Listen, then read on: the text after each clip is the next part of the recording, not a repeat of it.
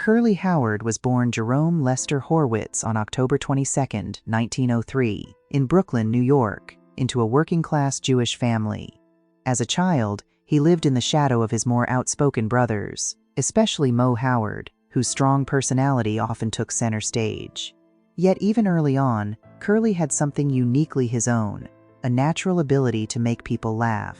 Offstage, he was reserved, even shy, but when performing, he transformed completely. His humor didn't come from formal training or polished technique. It came from instinct, timing, and an almost childlike imagination. Before entering show business full-time, he worked various jobs and explored local performance opportunities, slowly shaping the expressive, physical style that would define him. These early years were formative, revealing a man who was both sensitive and creatively gifted. That contrast between his private quietness and public exuberance would follow him throughout his life and career, becoming one of the most fascinating aspects of his personality.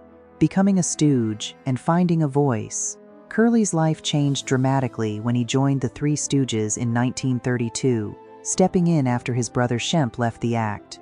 At the time, Curly looked very different from the image audiences would come to know. He had a full head of hair and a mustache, but at the suggestion of Ted Healy, he shaved his head, creating the instantly recognizable look that became iconic. Along with the visual transformation came a fully developed comedic persona, high-pitched voice, exaggerated expressions, and unforgettable catchphrases like nyuk nyuk and woo woo woo. Curly's style leaned heavily on physical comedy, filled with pratfalls, spins, and elastic movements that seemed almost impossible. What made him stand out wasn't just the humor, but the innocence he brought to it. He played characters who were mischievous yet lovable, chaotic yet sincere. Audiences connected deeply with this energy, and Curly quickly became the heart of the trio, elevating their performances into something timeless. The golden era of slapstick comedy.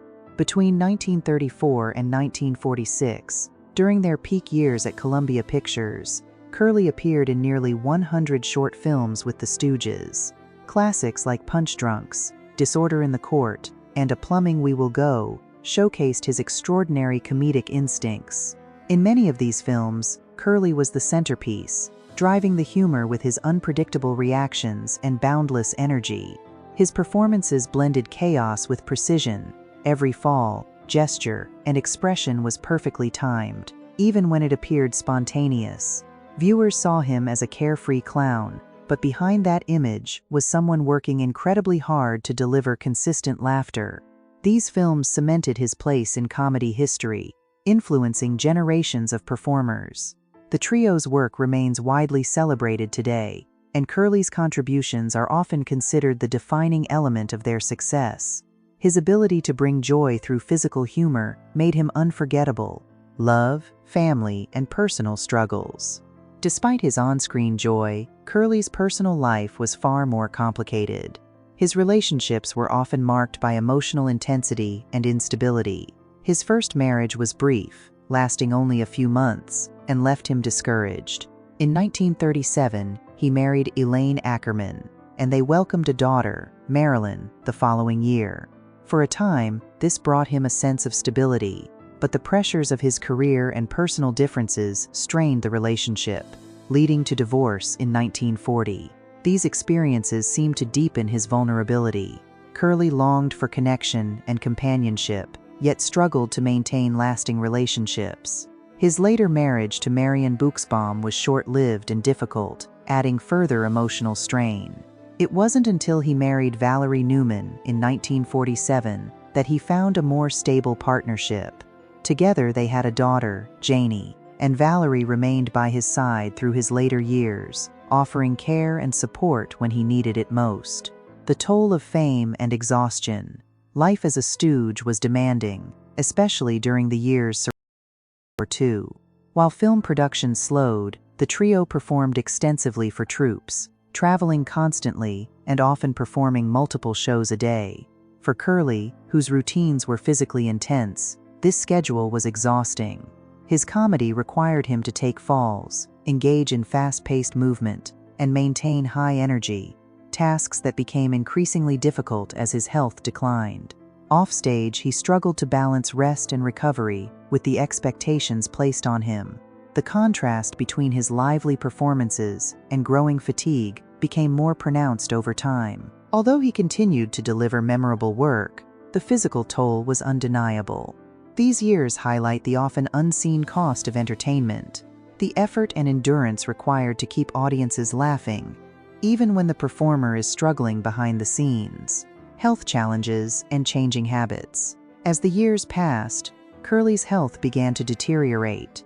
He experienced weight gain, high blood pressure, and persistent fatigue. These issues were compounded by lifestyle habits that made recovery difficult.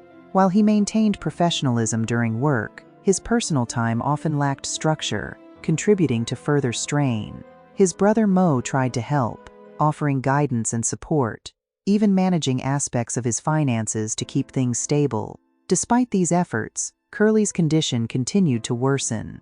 What audiences saw as boundless energy was, in reality, becoming harder for him to sustain.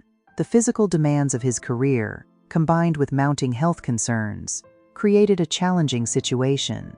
Looking back, it's clear that he needed more rest and care than he was able to receive at the time. His experience reflects a broader reality of that era, where health issues were often overlooked in favor of keeping productions moving.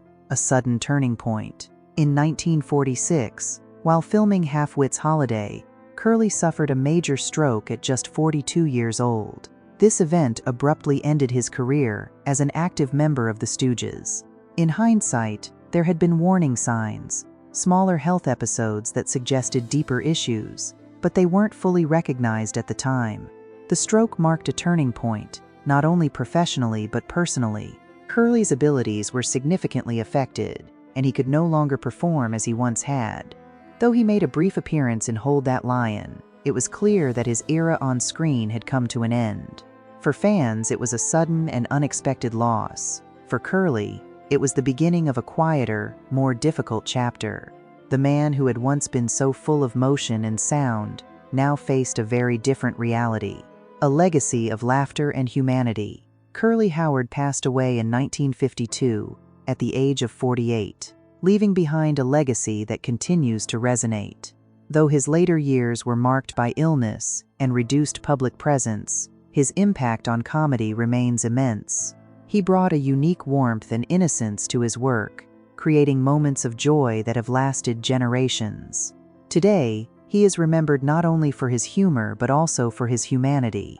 The contrast between the lively performer and the thoughtful, sensitive person behind the scenes. His story reminds us that even those who bring laughter to others